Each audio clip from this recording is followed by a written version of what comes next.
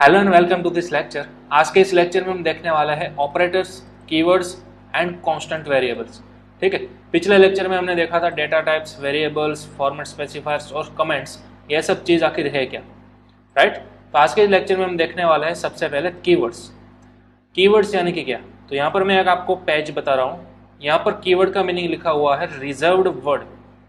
ठीक है, इन प्रोग्रामिंग, फिर चाहे वो कौन सी भी लैंग्वेज हो, C language, C plus plus, Python, Java, whatever, इन सभी में कीवर्ड्स का मीनिंग क्या है, कुछ ऐसे वर्ड्स जो कि प्रोग्रामिंग लैंग्वेज ने अपने आप में रिजर्व किए हुए हैं, जिसको आप यूज नहीं कर सकते। ठीक है, फॉर एग्जाम्पल सी लैंग्वेज के अंदर ऐसे टोटल 32 रिजर्व वर्ड्स है जिनको बोला जाता है keywords.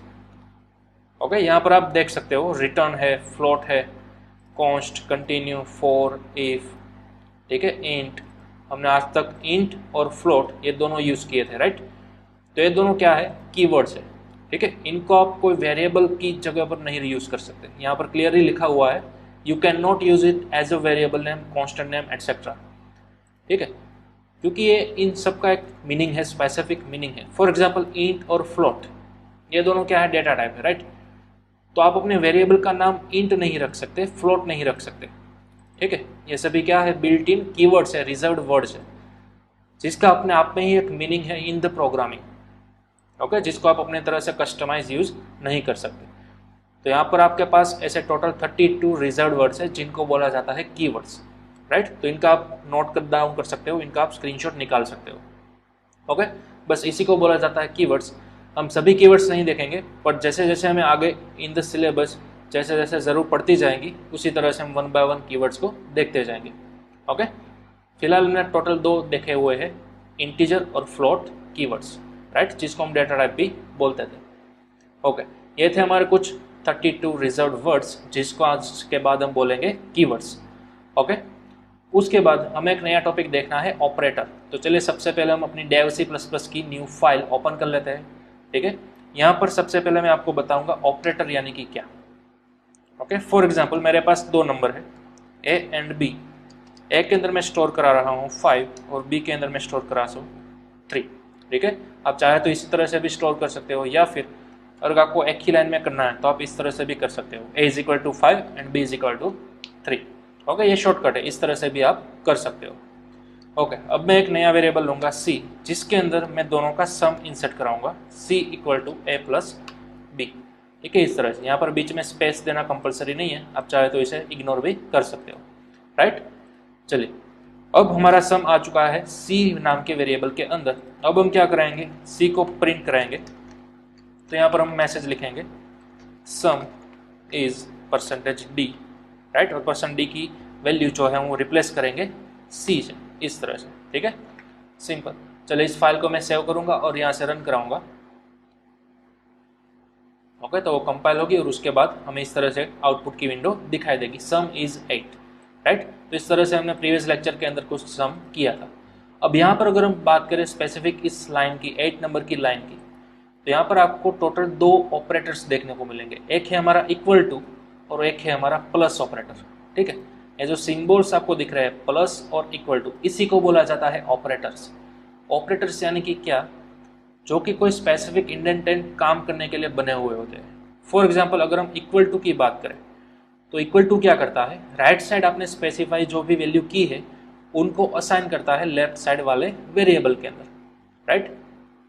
For example b is equal to 3 के अंदर भी इक्वल टू का काम क्या है, 3 को असाइन करेगा b के अंदर।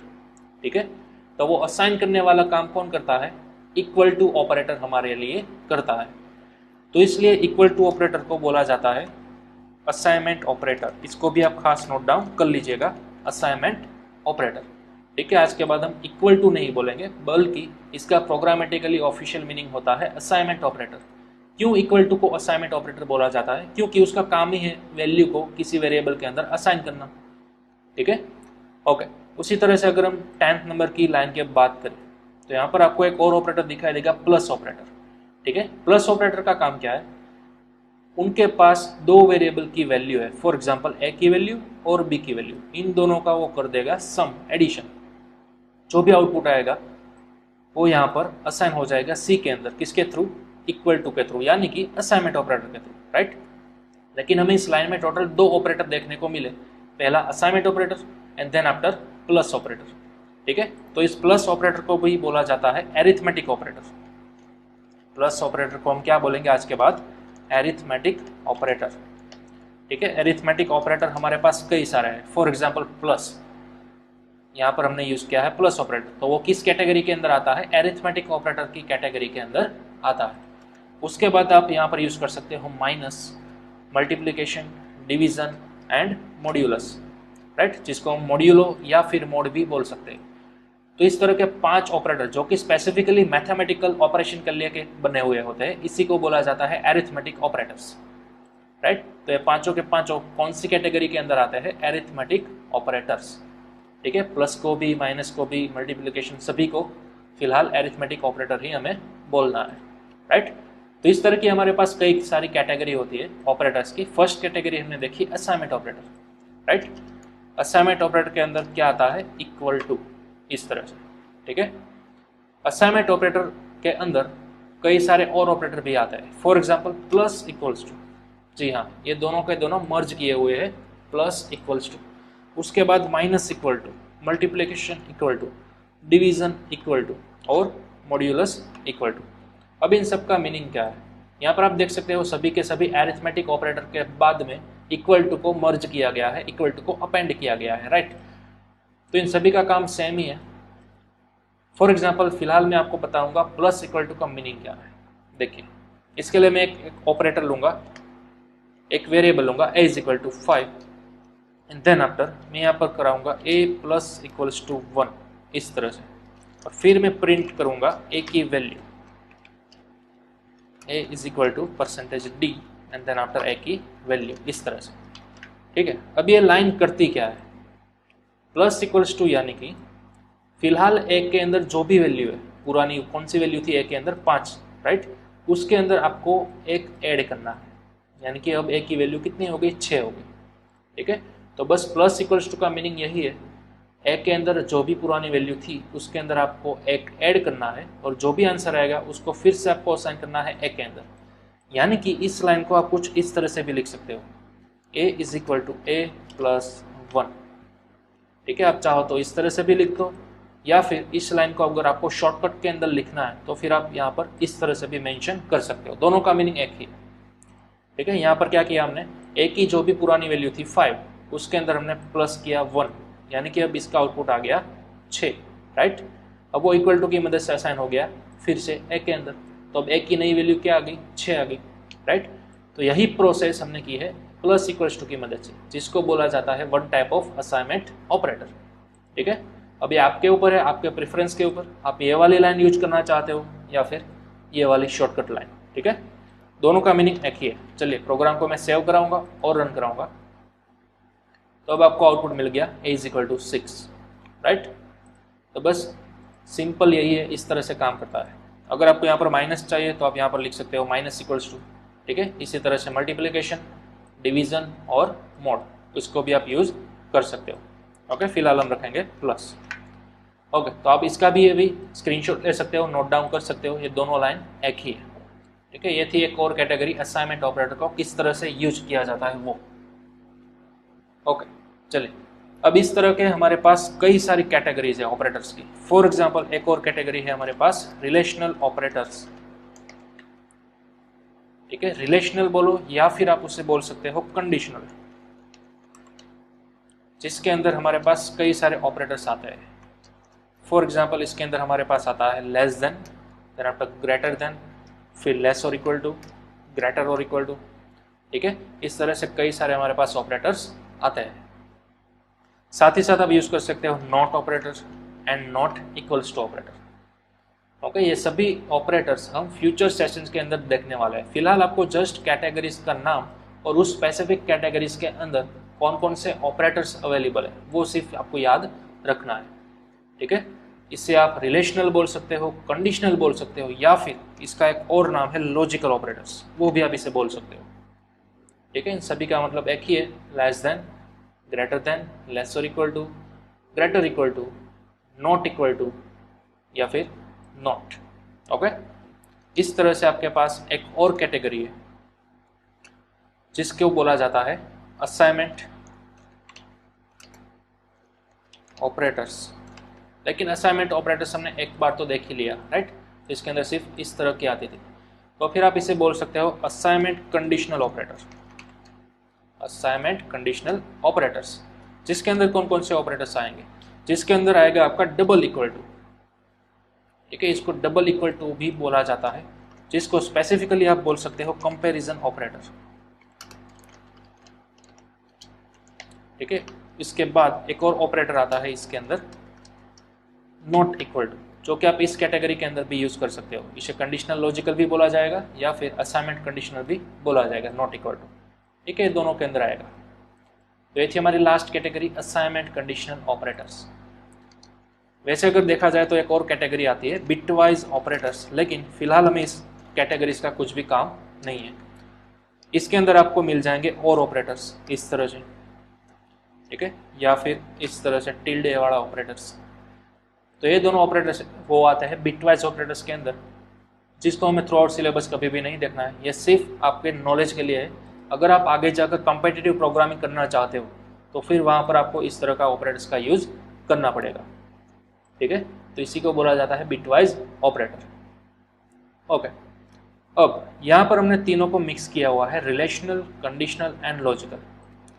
अगर हम इसको एक और बार स्पेसिफिकली अलग करना चाहें तो आप लिख सकते हो लॉजिकल ऑपरेटर्स अलग से ही, ठीक है। लॉजिकल ऑपरेटर्स के अंदर क्या क्या आएंगे, एंड ऑपरेटर्स एंड और ऑपरेटर्स, इसको बोला जाता है एंड, डबल एंड का सिंबल इसको बोला जाता है एंड ऑपरेटर, डबल पाइप का सिंबल इसको बोला जाता है और ऑपरेटर, ठीक है, इसको आप बोल सकते हो और ऑपरेटर। और ये जो डबल एंड किया है इसको आप बोलोगे एंड ऑपरेटर, ठीक है। तो इस तरह से हमारे पास दो ऑपरेटर है, लॉजिकल एंड ऑपरेटर एंड और ऑपरेटर, ठीक है। यहाँ से इस कैटेगरी का नाम हम निकाल देते हैं। तो इस तरह से हमारे पास कई सारी कैटेगरी, फर्स्ट कैटेगरी है असाइनमेंट, देन आफ्टर है एरिथमेटिक, देन आफ्टर है रिलेशनल या फिर कंडीशनल, देन आफ्टर है logical operators, and then after assignment conditional, and in the last bitwise operators, ठीक है। तो इस तरह से हमने 5 कैटेगरीज देखी है अलग अलग। तो आप फिलहाल आप सभी कैटेगरी को नोट डाउन कर लीजिए, इसका स्क्रीनशॉट भी निकाल लीजिए। ये थी हमारी टाइप्स ऑफ ऑपरेटर्स, ठीक है। सभी टाइप्स के ऑपरेटर्स हम throughout the syllabus 1 by 1 सभी को देखने वाले हैं। फिलहाल आपको सिर्फ याद रखना है इन सभी कैटेगरीज का नाम और इसके अंदर कौन कौन से ऑपरेटर्स आ रहे हैं उसका नाम, ठीक है। ओके, चलिए ये था हमारा ऑपरेटर्स का टाइप्स। ओके, अब हम आज का हमारा लास्ट टॉपिक देख लेते हैं, जिसका नाम है कांस्टेंट वेरिएबल्स, ठीक है। फिलहाल इन सभी को मैं मिटा देता हूं।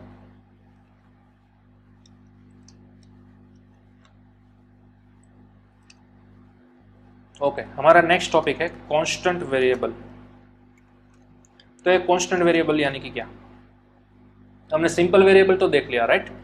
कांस्टेंट वेरिएबल यानी कि क्या, अ वैल्यू, या फिर आप कह सकते हो a variable which can not be modified after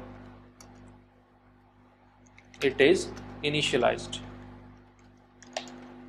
यानी कि अगर एक बार आपने कोई वेरिएबल बना लिया, उसके अंदर वैल्यू असाइन कर दी, उसके बाद आप उसे कभी भी मॉडिफाइड नहीं कर सकते, ठीक है। फॉर एग्जांपल पहले हम वेरिएबल का एक सिनेरियो देख लेते हैं। इंटीजर ए के अंदर मैं फिलहाल स्टार्टिंग में एक वैल्यू असाइन करूंगा 5, ठीक है। अब मैं इसको प्रिंट कराऊंगा ए की वैल्यू %d और उसके बाद ए, ठीक है। इस तरह से यहाँ पर चाहे तो आप इस तरह से डिनोट कर सकते हो a इज इक्वल टू, चलिए अब इसको रन कराते हैं प्रोग्राम को, तब आपको मिलेगी a की वैल्यू 5, ठीक है। ओके, हमने इंटीजर तो बहुत सारे देख लिए, आज मैं आपको बताने जा रहा हूँ फ्लोट। चलिए फ्लोट के अंदर कोई एक वैल्यू है हमारे पास, फॉर एग्जांपल 5.2, तो अब आपको यहाँ पर क्या करना होगा, %f करना होगा, राइट। चलिए फिलहाल हमने फाइल को किया है सेव और रन करेंगे, तो अब आपको आउटपुट के अंदर मिलेगा पॉइंट वाली वैल्यू, ठीक है, 5.2 जो कि हमने लगाया था वो, और उसके पीछे 0 कई सारे आ चुके हैं, ठीक है। तो ये किस तरह से, चलिए इसको समझते हैं। फिलहाल अगर मैं 5 भी रखूंगा तो भी वो ऑटोमेटिक फ्लोट वैल्यू के अंदर कन्वर्ट कर देगा, यानी कि पॉइंट के पीछे 0 लगा देगा, राइट। चलिए देखते हैं हमारा आउटपुट। देखिए आप यहाँ पर इस तरह से देख सकते हो 5 पॉइंट फिर 0 0 0 ऐसे 6 बार 0 आपको देखने को मिलेंगे। याद रखिएगा फ्लोटिंग वैल्यू के अंदर आपको कोई भी डिजिट हो उसके पीछे यानी कि पॉइंट के पीछे टोटल 6 डिजिट्स देखने को मिलेंगे। ठीक है, अगर आपने यहाँ पर वैल्यू लिखी होगी 5 पॉइंट फॉर एग्जाम्पल 23, चलिए फाइल को करेंगे सेव और कराएंगे रन, तो फिर आपको टोटल 6 डिजिट्स मिलेंगे, जिसमें से फर्स्ट दोनों थे 2 और 3 और बाकी के बचे 4 वो आपके हो जाएंगे 0। ठीक है, तो इस तरह से फ्लोटिंग वैल्यू काम करती है सी लैंग्वेज के अंदर। अब सपोज आपने तो बनाया है 5.23, लेकिन आपको आउटपुट के अंदर क्या मिल रहा है 5.23 और उसके बाद 4 बार 0 आ रहे हैं, राइट। तो आपको एक्स्ट्रा 0 नहीं चाहिए, आपको स्पेसिफिकली पॉइंट के बाद 2 वैल्यू ही चाहिए, 2 डिजिट ही चाहिए। तो वो आपको यहाँ पर कहना होगा, आपको प्रोग्राम को बताना होगा कि मुझे पॉइंट के बाद सिर्फ 2 ही डिजिट चाहिए, एक्स्ट्रा नहीं चाहिए। ठीक है, तो वो भी आप कर सकते हो। देखिए किस तरह से %f जो आप अपना फॉर्मेट स्पेसिफायर लगाते थे उन दोनों के बीच में परसेंटेज यानी कि परसेंटेज और f दोनों के बीच में आकर आपको लिखना है 0.2। इस तरह से आपको लिखना है, मेंशन करना है। अब ऑर्डिनरी %f नहीं है। देखिए अब आपका फॉर्मेट कुछ इस तरह से बन चुका है, परसेंटेज देन आफ्टर 0.2f, यानी कि अब आपने स्पेसिफिकली प्रोग्राम को बता दिया कि अब मुझे पॉइंट के पीछे सिर्फ 2 ही डिजिट चाहिए। ठीक है, चलिए प्रोग्राम को करेंगे सेव और रन, तब आपको पॉइंट के पीछे 2 ही डिजिट्स देखने को मिलेंगे। देखिए 0.23। ठीक है, तो इस तरह से आप बता सकते हो अपने प्रोग्राम को। अब चलिए आप सभी को मालूम है मैथमेटिक्स के अंदर आप चाहे 0.2 लिखिए या फिर सिर्फ 0.2 लिखिए, दोनों का मीनिंग सेम ही है। ठीक है, तो मैंने यहाँ पर आगे से एक्स्ट्रा 0 को है वो रिमूव कर दिया और सिर्फ लिख रहा हूँ 0.2। चलिए अब मैं फाइल को सेव करूँगा और रन कराऊँगा, तो भी मुझे वो सेम आउटपुट देखने को मिलेगा। ठीक है, 5.23। ठीक है, तो इस तरह से आपको काम करना है फ्लोटिंग वैल्यू के साथ। अगर आप यहाँ पर 9 डिजिट चाहते हो तो आप लिख सकते हो 0.9। चलिए अब मैं फाइल को सेव करूंगा और रन करूंगा, तो अब आपके डिजिट के पीछे टोटल 9 डिजिट्स होंगे। ठीक है, 23 फिर 0 0 0 और 19, कोई भी रैंडम वैल्यू आ जाएगी। टोटल 9 डिजिट्स आपको देखने को मिलेंगे। ओके, तो इस तरह से आपको काम करना है फ्लोटिंग वैल्यू के साथ। हाँ, आगे बाय डिफॉल्ट अगर कुछ भी नहीं लिखोगे आप तो वहाँ पर होगा 0। ठीक है, अगर मैं आगे लिखूंगा 10, चलिए अब क्या होगा, फाइल को कराऊंगा सेव और रन, तो देखिए आगे आपको कुछ भी देखने को नहीं मिलता है। ठीक है, कई कंपाइलर से आपके फॉर एग्जांपल टर्बो सी है। ठीक है, हम फिलहाल यूज कर रहे हैं डेव C++। अगर आप यूज करते हो टर्बो C++, तो वहां पर क्या होता था, आप पॉइंट के आगे जो भी डिजिट लिखते थे, फॉर एग्जांपल फिलहाल हमने लिखा है 10, तो जब आप आउटपुट रन करते थे, अपना आउटपुट को देखते थे, तो यहाँ पर आगे टोटल 10 वाइट स्पेस छूट जाती थी। ठीक है, कैसे हम स्पेस बार का यूज करके स्पेस को लगाते थे, इसी तरह से अगर आपने लिखा हुआ होता परसेंटेज 10.9, यानी कि पॉइंट के पीछे तो आपके 9 डिजिट आते ही आते, पर पॉइंट के आगे टोटल यहाँ पर 10 वाइट स्पेस छूट जाती। ठीक है, तो ये मीनिंग था आपका परसेंटेज, और फिर जो मैंने यहाँ पर 10 लिखा है वो, लेकिन फिलहाल ये डेव C++ के अंदर काम नहीं करता है। ठीक है, तो इसको भी आपको नोट डाउन करके रखना है। ओके, तो ये था हमारा फ्लोटिंग वैल्यू के साथ हम किस तरह से कम्युनिकेट कर सकते हैं, किस तरह से इसको यूज कर सकते हैं। ठीक है, चलिए अगेन आ जाता है हमारे कांस्टेंट वेरिएबल टॉपिक के ऊपर। चलिए मैं आपको बता रहा था वेरिएबल्स यानी कि एक ऐसा कंटेनर जिसके अंदर आप जितनी मर्जी चाहो उतनी बार वैल्यू को रिप्लेस करा सकते हो। फॉर एग्जाम्पल फिलहाल हमने एक के अंदर वैल्यू डाली है 5.23। ठीक है, थोड़ा सा रियलिस्टिक एग्जाम्पल मैं आपको बताऊंगा। फॉर एग्जाम्पल मैं एक वेरिएबल ले लेता हूँ पाई। ठीक है, पाई की मैथमेटिकल वैल्यू होती है 3.14, हम सभी को मालूम है, राइट। तो अब अगर मैं पाई की वैल्यू को प्रिंट कराऊंगा, चलिए यहाँ पर से मैं 0.3 मिटा देता हूँ और सिंपल प्रिंट करा रहा हूँ पाई की वैल्यू। चलिए फाइल को सेव करेंगे और रन करेंगे, तब आपको मिलेगा 3.14, राइट। ओके, अब मैं क्या करूँगा, पाई की अंदर एक और नई वैल्यू डाल दूंगा, फॉर एग्जाम्पल 9.2। ठीक है, आप कहोगे सर ये तो पॉसिबल नहीं है ना, हमने ऑलरेडी 3.14 तो डाला हुआ है, फिर आप थोड़ी ना 9.2 डाल सकते हो। जी नहीं, प्रोग्राम के अंदर अगर आप कोई भी वेरिएबल बनाते हो तो उस वेरिएबल की वैल्यू आप जितनी बार चाहो उतनी बार चेंज कर सकते हो। यानी कि फर्स्ट ऑफ ऑल हमने रखी थी 3.14, राइट। अब दूसरी बार हमने रखी है 9.2। तो सवाल ये है कि अगर मैं प्रिंट कराऊंगा पाई की वैल्यू तो क्या आएगी, 3.14 आएगी या 9.2 आएगी, ठीक है। तो इसका आंसर है आपकी जो लेटेस्ट वैल्यू है ना वही आएगी। अगर आपने ऑलरेडी वेरिएबल के अंदर कोई एक वैल्यू सेव करा कर रखी है, उसके बाद अगर आप वेरिएबल की वैल्यू चेंज कर रहे हो तो आपकी पुरानी वैल्यू डिलीट हो जाएगी और नई वैल्यू वो ले लेगा, ठीक है। यानी कि अगर अब मैं प्रिंट कराऊंगा पाई की वैल्यू तो अब मुझे मिलेगा आउटपुट के अंदर 9.2, राइट। चलिए सेव करेंगे और रन करेंगे, तो अब आपको मिल गई आपकी नई वैल्यू 9.2, ठीक है। चलिए, तो ऐसा आप कितनी भी बार कर सकते हो। फॉर एग्जांपल एक और बार मैं पाई की वैल्यू चेंज कराऊंगा, पाई इज इक्वल टू 4.1, ठीक है, इस तरह से। चलिए अब फाइल को रन करूंगा, फाइल को रन करते हैं, हमें आउटपुट मिला 4.1, ठीक है। जो भी हमारी पुरानी वैल्यूज थी वो रिमूव हो जाएंगी, जो हमारी लेटेस्ट नई वैल्यू है वही हमारी फाइनल वैल्यू बनकर आएगी, ठीक है। तो ये था हमारा बेसिक वेरिएबल का बिहेवियर। वेरिएबल का बिहेवियर क्या, वेरिएबल को बोलते क्या है आप, एक ऐसा कंटेनर जिसके अंदर आप कोई भी वैल्यू डाल सकते हो, और अगर उसी कंटेनर के अंदर आप फिर से कोई नई वैल्यू डालोगे तो वो नई वैल्यू ले लेगा, राइट। यही तो बिहेवियर था वेरिएबल का।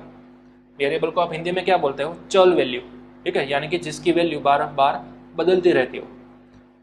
तो इसी को फिक्स करने के लिए हमारे पास कंसेप्ट है कांस्टेंट वेरिएबल। कांस्टेंट वेरिएबल यानी कि एक बार अगर आपने वेरिएबल बना लिया उसके बाद आप दोबारा उसके अंदर कोई नई वैल्यू नहीं डाल सकते। जो भी आपने फर्स्ट टाइम वैल्यू डाली होगी वही रहेगी लाइफ टाइम, उसके बाद आप नई वैल्यू नहीं डाल सकते। अगर नई वैल्यू इस तरह से डालने की कोशिश भी करोगे तो भी आपका प्रोग्राम आपको एरर दे देगा, ठीक है। तो इसको बोला जाता है कांस्टेंट वेरिएबल। अब चलिए देखते हैं कांस्टेंट वेरिएबल किस तरह से आप बना सकते हो, ठीक है। कांस्टेंट वेरिएबल आप दो तरीकों से बना सकते हो। फर्स्ट मेथड है कॉन्स्ट कीवर्ड, ठीक है। आप कांस्टेंट वेरिएबल दो तरीकों से बना सकते हो। पहली मेथड है आपकी यूजिंग कॉन्स्ट कीवर्ड, ठीक है। कॉन्स्ट जो है वो एक कीवर्ड है। हमने अभी भी देखा हमारे पास टोटल सी लैंग्वेज के अंदर 32 कीवर्ड्स है, उनमें से एक कीवर्ड है कॉन्स्ट, ठीक है। दूसरा है यूजिंग मैक्रो। तो ये दो मेथड है, या तो आप कॉन्स्ट कीवर्ड का यूज करो या फिर आप मैक्रो बनाओ। इन दोनों की मदद से आप कांस्टेंट वेरिएबल बना सकते हो, ठीक है।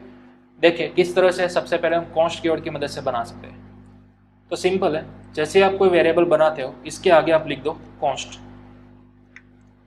ठीक है। यहाँ पर आगे ही आपको लिखना है कॉन्स्ट कीवर्ड, तो ये आपका बन गया एक कांस्टेंट वेरिएबल, सिंपल। अब कांस्टेंट वेरिएबल बनाते वक्त आपको ध्यान क्या रखना है, आप वेरिएबल बनाते हो उसी वक्त आपको वैल्यू यहाँ पर इनिशियलाइज कर देनी है 3.14, ठीक है। आप ये नहीं कर सकते कि पहले आपने कांस्टेंट वेरिएबल बना लिया इस तरह से और बाद में आकर आपने वैल्यू असाइन की 3.14, तो ये इनवैलिड है, ठीक है। ऐसा आप नहीं कर सकते। कंपलसरी आपको क्या करना है, जब भी आप कांस्टेंट वेरिएबल इस तरह से बनाते हो वहीं पर डिक्लेरेशन करने के साथ ही आपको वैल्यू इनिशियलाइज कर देनी है, ठीक है, इस तरह से। ओके, ये तो हमने ऑलरेडी अभी तक देखा ही था इस तरह के सिंटैक्स। आगे सिर्फ एक नया कीवर्ड आ गया, क्या, कॉन्स्ट। ओके, तो चलिए अब मैं फाइल को सेव करूंगा और रन करूंगा, तो देखिए हमें आउटपुट वैसा का वैसा ही मिल रहा है 3.14। चलिए अब वैल्यू को बदलने की ट्राई करते हैं। पाई की वैल्यू को मैं बदल रहा हूँ 5.3 से, ठीक है। सेव करूंगा और रन करूंगा, तो अब आपको एरर देखने को मिलेगी, ठीक है। यहाँ पर नीचे अभी कंपाइलर लॉग्स के अंदर आपको एरर दिखेगी कि assignment of read only variable pi, ठीक है। Assignment of read only variable pi कौन सी लाइन के अंदर आ गई, 16 नंबर की लाइन के अंदर एरर देखने को मिलती है। एरर क्या करती है कि पाई नाम का वेरिएबल है वो आपका रीड ओनली है, यानी कि अब उसको आप सिर्फ रीड करा सकते हो, प्रिंट करा सकते हो, उसको मॉडिफाई नहीं कर सकते। ओके, तो जैसा कि मैंने पहले बताया था, अगर आप कांस्टेंट वेरिएबल बनाते हो, एक बार वैल्यू इनिशियलाइज कर दी तो लाइफ टाइम वो वही वैल्यू रहेगी। अब आप इसकी वैल्यू चेंज नहीं कर सकते। अगर आप इस तरह से चेंज करना चाहते भी हो तो आपको प्रोग्रामिंग एरर दे देगा इस तरह से, ठीक है। तो अब आपको कंपलसरी ये लाइन मिटानी ही होगी। तो अब आपके पास एकदम सिक्योर वेरिएबल आ गया है। आपने पहले ही बता दिया कि थ्रू आउट दिस प्रोग्राम मुझे पाई की वैल्यू चाहिए 3.14। अब आगे जाकर कोई भी डेवलपर इसे बदल नहीं सकता, ठीक है। तो आपको वेरिएबल को क्या करना था, सिक्योर करना था, लॉक करना था, तो वो आपने कर लिया कॉन्स्ट कीवर्ड की मदद से। ठीक है, तो बस इसी तरह से आप बना सकते हो कांस्टेंट वेरिएबल। ठीक है, तो इसको भी आप कर लीजिए note down using first method const keyword. Simple, आप अब तक जो वेरिएबल बनाते थे वही सिंटेक्स के आगे आपको स्पेसिफाई कर देना है कॉन्स्ट कीवर्ड। ठीक है, ओके, तो यह था हमारा फर्स्ट मेथड। और हाँ, कांस्टेंट वेरिएबल आप जब भी बनाते हो तो प्रोग्रामिंग की कम्युनिटी की हैबिट है, ऐसा कन्वेंशन है कि आप जो वेरिएबल का नाम रखते हो, अब तक स्मॉल केस में आप रखते आए थे, राइट, लेकिन जब भी आप कोई कांस्टेंट वेरिएबल बनाओगे तो ट्राई कीजिए आप उस वेरिएबल का नाम कैपिटलाइज रखो, इस तरह से, राइट। अब क्यों कैपिटलाइज रखना है, प्रोग्रामिंग कम्युनिटी की ऐसी कन्वेंशन क्यों है, ऐसा हैबिट क्यों है? क्योंकि अगर आपके पास यहाँ पर सपोज मेरे पास फिलहाल एक ही वेरिएबल है, लेकिन इन फ्यूचर आपके पास यहाँ पर 10, 20, 30 कितने चाहे वेरिएबल्स हो सकते हैं, उनमें से मिक्स वेरिएबल्स हो गए ना, कई सारे सिंपल वेरिएबल्स हो गए, तो उनमें से कुछ चुनिंदा आपके कांस्टेंट वेरिएबल्स हो गए। तो उस कांस्टेंट वेरिएबल को आप प्रोग्राम को स्क्रॉल डाउन स्क्रॉल अप करते ही आपके नज़र के अंदर इजीली आ जाए, आपको तुरंत ही दिख जाए कि हाँ ये वाला हमारा कांस्टेंट वेरिएबल्स है। तो इसलिए जस्ट एक छोटा सा रीज़न है, एक छोटा सा कन्वेंशन है कि जैसे ही आप कांस्टेंट वेरिएबल बनाओ तो उसको बनाओ आप कैपिटलाइज लेटर के अंदर। ठीक है, ये थी हमारी फर्स्ट मेथड, इसको भी आप नोट डाउन कर लीजिएगा। ओके, अब देखते हैं हमारी सेकंड मेथड यूजिंग मैक्रो। अब मैक्रो क्या है और कहाँ पर बनाया जाता है? तो मैक्रो को सबसे ऊपर बनाया जाता है जहाँ पर हमने इंक्लूड किया था हमारी studio.h फाइल को, हमारी हेडर फाइल को। ठीक है, देखिए किस तरह से बनाया जाता है। आपको लिखना है हैशटैग, फिर आपको लिखना है define keyword, then after space आपके वेरिएबल का नाम। ठीक है, आपके वेरिएबल का नाम कुछ भी रख सकते हो, फॉर एग्जांपल मैं लिख रहा हूँ मैक्स, देन आफ्टर स्पेस और आपकी वैल्यू, सपोज मुझे इसके अंदर वैल्यू लिखनी है 100। ठीक है, तो ये हमारा वेरिएबल बन गया। बस इसी को कहता है मैक्रो बनाना। हैशटैग डिफाइन करके आप जो भी बनाओगे उसी को कहता है मैक्रो बनाना। ठीक है, तो इस तरह से हमने एक और नया वेरिएबल बना लिया जिसका नाम हमने रखा मैक्स और जिसकी वैल्यू हमने रखी 100। इसके अंदर फायदा क्या है, हमें यहाँ पर इक्वल टू लगाने की जरूरत नहीं है। ठीक है, हमें यहाँ पर इंटीजर या फिर फ्लोट इस तरह से डेटा टाइप लिखने की भी जरूरत नहीं है, वो ऑटोमेटिक ऑटो डिटेक्ट कर लेगा। आपको सिर्फ इतना लिखना है, क्लीन एंड शॉर्ट। ठीक है, अगर आप पाई नाम का वेरिएबल इस तरह से नहीं बनाना चाहते बल्कि यहाँ पर बनाना चाहते हो तो आप यहाँ पर भी बना सकते हो, डिफाइन पाई जिसकी वैल्यू मैं रख रहा हूँ 3.14। ठीक है, तो दोनों लाइन ये सेम ही है। ठीक है, ये वाली लाइन लिखो फिर चाहे ये वाली लाइन लिखो, दोनों सेम ही है। चलिए इस वाली लाइन को फिलहाल मैं कर देता हूँ कमेंट। ठीक है, तो अब हमें मालूम है ये वाली लाइन नहीं चलेगी। ठीक है, तो हम टेस्ट करेंगे क्या ये चल रहा है या नहीं। ठीक है, हमने ऑलरेडी पाई को प्रिंट कराया हुआ है। ओके, चलिए सेव करते हैं और रन करेंगे। तो देखिए हमारा परफेक्ट पाई की वैल्यू आ रही है 3.14। चलिए इसी तरह से हमने दूसरा वेरिएबल बनाया था मैक्स, उसको भी प्रिंट आउट करेंगे यहाँ पर। तो मैं यहाँ पर लिखूंगा प्रिंट एफ, तो यहाँ पर लिखूंगा मैक्स की वैल्यू जो कि है %d और मैं मैक्स को प्रिंट कराऊंगा। ठीक है, इस तरह से सेव करेंगे और रन करेंगे तो अब आपको मैक्स की वैल्यू भी मिल जाएगी 100। ठीक है, हमने यहाँ पर स्लैश नहीं लगाया था इसलिए एक ही लाइन के अंदर आया है, राइट। तो चलिए इसको फिक्स करेंगे, /n, सेव करेंगे फाइल को और तुरंत रन करेंगे। तो देखिए अब आपको परफेक्ट वैल्यू मिल चुकी है, मैक्स की वैल्यू 10। ठीक है, तो आपके ऊपर है, आप दोनों मेथड की मदद से वेरिएबल्स बना सकते हो, या तो कॉन्स्ट कीवर्ड की मदद से या फिर इस तरह से मैक्रो बनाकर। ठीक है, अनलिमिटेड आप इस तरह से मैक्रोस बना सकते हो।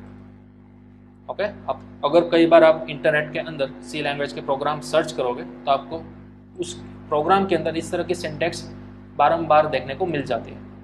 ठीक है, इसी तरह से आपने डिफाइन मैक्स बनाया या फिर मीन करके एक वेरिएबल बनाया, इस तरह की सिंटेक्स आपको कई बार इंटरनेट के ऊपर मिल जाएगी। तो वो कुछ नहीं है, सिर्फ क्या है, एक कॉन्स्टेंट वेरिएबल ही है। ठीक है, जिसकी वैल्यू आप throughout the program change नहीं कर सकते। तो आपके पास फिलहाल दो ऑप्शन है, या तो कॉन्स्ट कीवर्ड का यूज़ कीजिए या फिर इस तरह से मैक्रो बनाइए। ठीक है, तो चलिए फिलहाल आप इसका स्क्रीनशॉट ले सकते हो, how to define a macro for defining a constant variable, right. और इसको किस तरह से यूज़ किया जाता है वो भी। ओके, तो इस तरह से आज के चैप्टर में हमने देखा how to make a constant variable using const keyword and by defining a macro. ठीक है, दूसरा टॉपिक हमने देखा था ऑपरेटर्स एंड उससे पहले हमने देखा था कीवर्ड्स।